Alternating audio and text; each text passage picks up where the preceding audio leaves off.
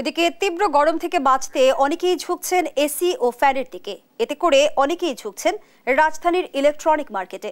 এতে বেড়েছে এসি ও ফ্যানের চাহিদা, আর এই সুযোগে বাড়তি দাম রাখছেন বিক্রেতারা। মাজহারুল ইসলামের রিপোর্ট। টানা কয়েকদিনের তীব্র তাপপ্রবাহে অতিষ্ঠ জনজীবন। এমন অসহনীয় তাপমাত্রায় জনজীবন যখন অতিষ্ঠ, তখন প্রচণ্ড ভিড় বাড়ছে এসি ফ্যান এবং চার্জার ফ্যানের দোকানগুলোতে। বিক্রেতারা বলছেন, স্বাভাবিক সময়ের তুলনায় বেড়েছে বিক্রি।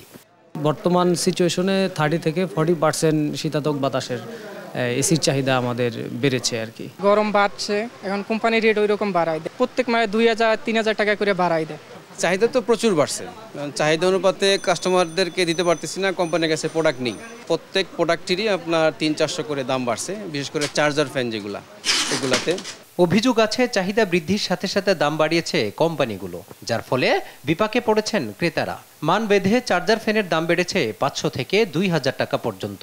অনেক লোডশেডিং হচ্ছে আর গরমে থাকা যাচ্ছে না, তাই চার্জার ফ্যান নিতে আসছি, কিন্তু এসে দেখতেছি অনেক দাম, কম্পারেটিভলি অনেক দাম। তো এখন দেখি কিনতে পারি কিনা।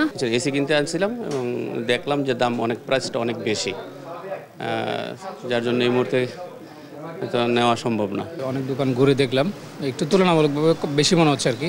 রাজধানীর বাহিরে তাপমাত্রা বৃদ্ধি এবং ঘন ঘন লোডশেডিং হওয়ায় বিপাকে পড়েছেন মানুষজন। এমন অবস্থায় স্বস্তির বৃষ্টির আশায় আছেন সবাই।